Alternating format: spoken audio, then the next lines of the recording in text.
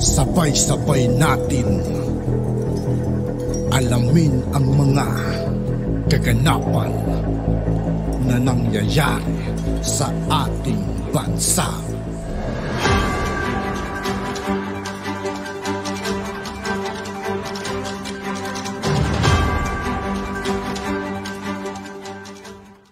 Yo, what's up mga kaibigan? This is I2K po again.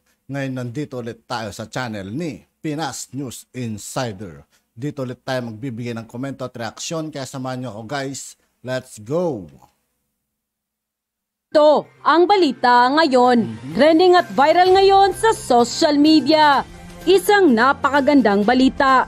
Sunod-sunod na proyekto ng ating Pangulong Bongbong Marcos pagkatapos ng groundbreaking ng pabahay sa Bulacan. 315 milyong budget na ospital itatayo sa Belmonte, Bulacan. Mga anti-Marcos, tiyak na iiyak na naman. Pero bago ang lahat, kung bago ka pa lamang.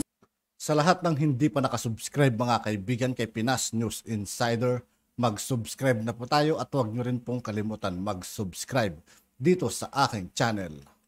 Sa aming channel ay please huwag kalimutang i-like ang video at mag-subscribe at i-click ang notification bell para mas maging updated pa kayo lalo sa lahat pa ng bagong video na i-upload namin.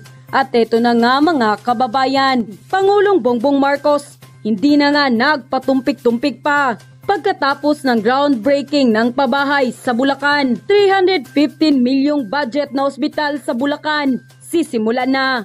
Ang proyektong ito ni Pangulong Bongbong Marcos ay isang maternity and child hospital dito sa San Jose, Belmonte, Bulacan, kung saan ito'y tatawaging St. Bernadette Maternity and Child Hospital. Ang level 1 at 3 palapag na ospital ay magkakaroon ng 65-bed capacity na sumasaklaw sa kabuuang 3,794 square kilometro ground area. Kumpleto sa operating room, recovery room, maternity at isolation facility, clinical laboratory, imagining facility at pharmacy. Ang konstruksyon ng ospital ay sasailalim sa Phase 2 sa 2024 na tinatayang nasa 75 milyon at karagdagang 250 milyon ang kailangan. Grabe, para ganap laki mga kaibigan, ang ganda ng hospital na to mga kaibigan. Ng pagtatapos ng pangunahing gusali. Walang legit mga kaibigan, mega hospital nga talaga. Nakatarget na matapos sa 2025. At noon ngang April 19, 2023, ay opisyal nang sisimulan ang pagpapatayo ng hospital na pinangunahan ni Pangulong Bongbong Marcos. Sa groundbreaking ng St. Bernadette Mother and Child Hospital ay sinabi ng mahal na Pangulo, ito po ay isang patunay sa dedikasyon ng ating pamahalaan na pangalagaan ang karapatan ng lahat, lalo na ang kababaihan at ang ating kabataan, sa pamamagitan ng sapat at abot-kayang serbisyong pangkalusugan. Sa pamamagitan ng isang community hospital, mapapalapit natin ang pangunahing serbisyong medikal sa mga residente at mapapabilis ang pagtugon at paggamot sa panahon ng pangangailangan. Dagdag pa niya, nagkaisa tayo sa paniniwala na obligasyon ng pamahalaan na alagaan ang kalusugan ng kanyang mamamayan upang panatilihin silang malakas at handang kumayod para maitaguyod ang mga sarili at ang kanilang pamilya at para sa masiglang pagtakbo ng ating ekonomiya. End quote. Hinimok nga ni Pangulong Ferdinand R. Marcos Jr. ang Department of Health at ang lokal na pamahalaan ng San Jose del Monte, Bulacan na magtulungan ng mahigpit sa pagtiyak ng kalidad at napapanahong pagkumpleto ng St. Bernadette Mother and Child Hospital. Ang proyektong ito ay isang patunay na ang Pangulong Bongbong Marcos ay may tunay na malasakit sa bawat pamilyang Pilipino. Legit mga kaibigan, legit. Samantala, hindi naman mapigilan ng marami sa ating mga kababayan na magbigay ng kanilang hinaing at komento sa mundo ng social media. At ayon pa sa kanila, iyan ang presidente natin na tinaguriang weak leader.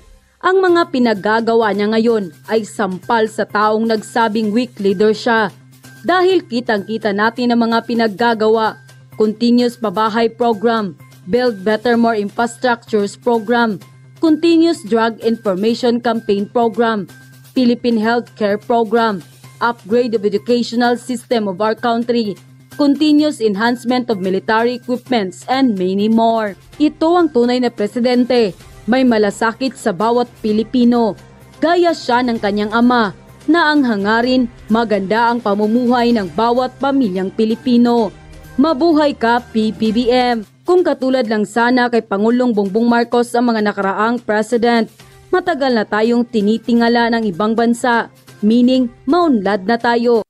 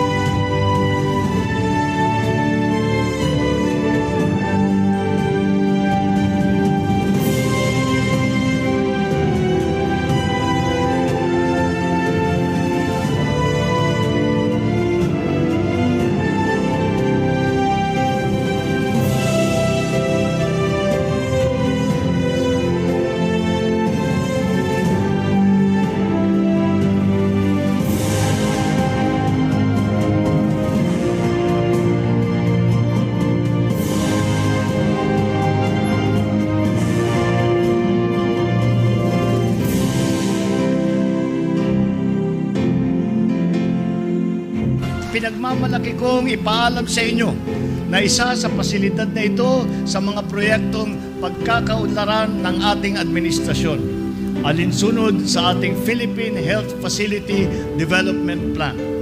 Sa pamamagitan ng isang community hospital, mapapalapit natin ang pangunahing serbisyong medikal sa mga residente at mapapabilis ang pagtugon at paggamot sa panahon ng pangangailangan. Kaya naman, hinihimok ko ang Department of Health at ang lokal na pamahalaan ng San Jose del Monte na magtulungan upang matiyak na maitatayo ang ospital na ito sa itinakdang panahon at itinakdang kalidad. Nagkakaisa tayo sa paniniwala na obligasyon ng pamahalaan na alagaan ang kalusugan ng kanyang mamamayan upang panatilihin silang malakas at handang kumayod para maitaguyod ang mga sarili at ang kanilang pamilya at para sa masiglang pagtakbo ng ating ekonomiya.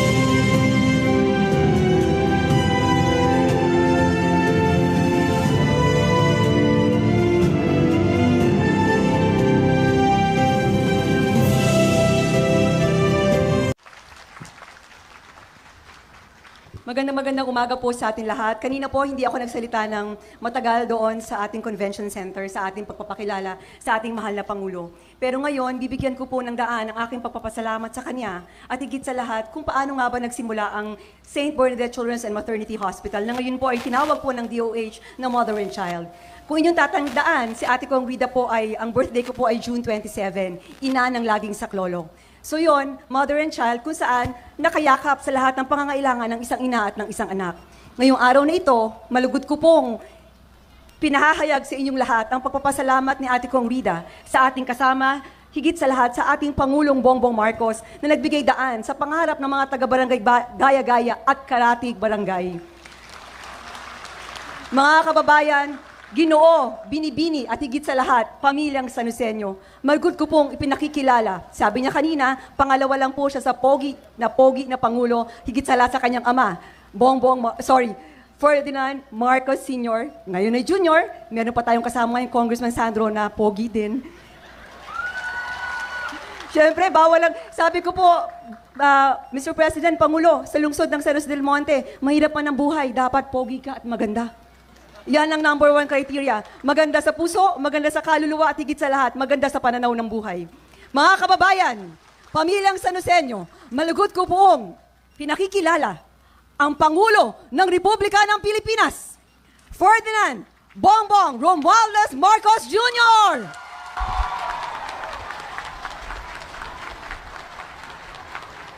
Maraming salamat sa inyong pagpakilala. Ang ating butihing Congresswoman ng Lone District Representative ng San Jose del Monte, Congressman Rida Robes. Maraming salamat at alam niyo po, siya yung isa sa pinakamasigasig na nakikita po natin sa ating House of Representatives. At hindi yun po galing sa yung report na yan, hindi po galing sa akin. Yan po ang report na galing dun sa kanyang classmate na sinama ko na si Congressman Sandro Marcos na nandiyan. At yun na nga At yun nga po mga kaibigan, dito po nagtatapos ang ating reaction video. Muli ako po si I2K ng Sundalo ng Dunggalo at 811. Maraming salamat sa patuloy na pagsuporta. Peace out.